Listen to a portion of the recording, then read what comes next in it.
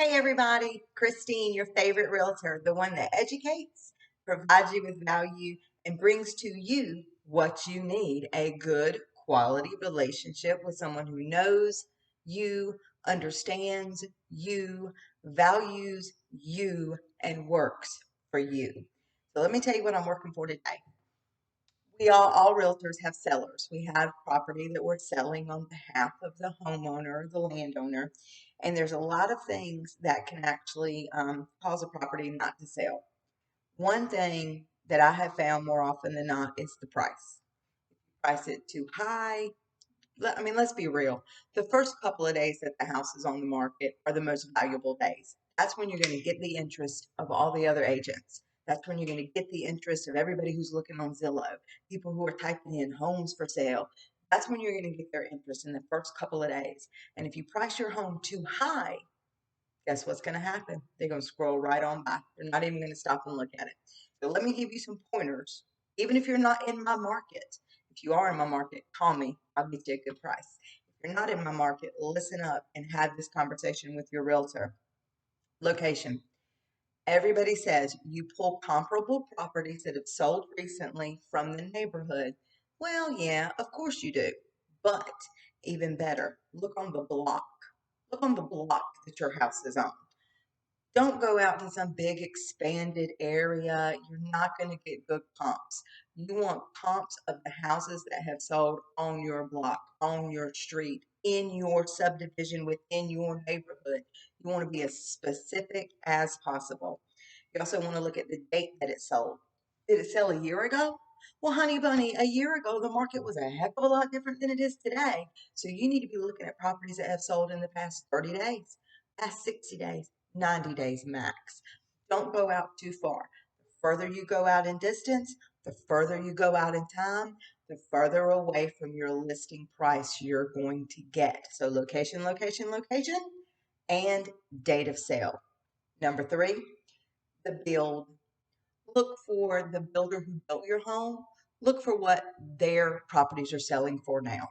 Look at if your house is a transitional house, don't compare it to the French Provincial 2 doors down. It's a completely different house. Don't compare it to the Craftsman across the street that just sold for X amount of dollars. That's not the same house. Traditional with transitional, traditional with traditional, craftsman with craftsman. These are the basics, folks. This is what you got to do. Apples to apples. Features.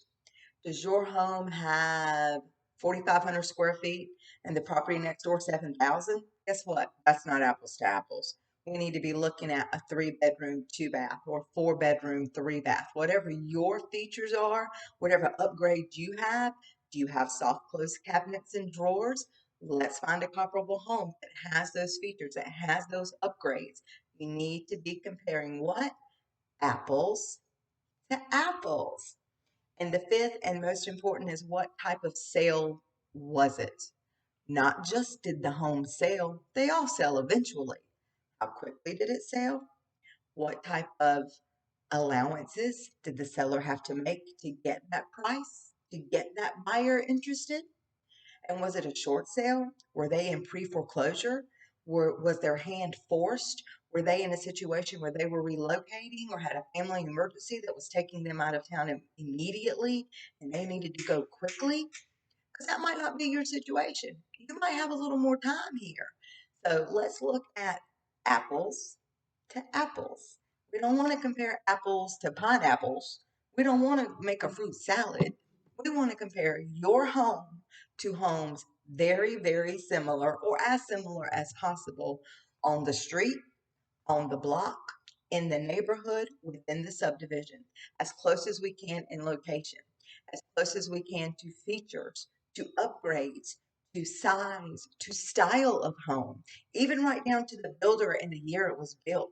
Don't forget the property size.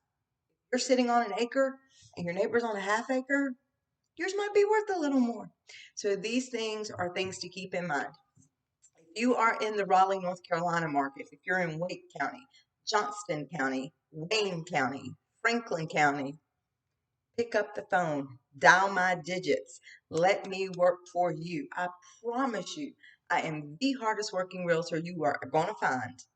And I'll put all that work to work for you. So give me a call, 919-907-2060. Sing it with me, 919-907-2060. Give me a call. Put me to work for you. Let me sell your house. Let me find you your dream house at an excellent price. This is what I do, guys. This is what I do.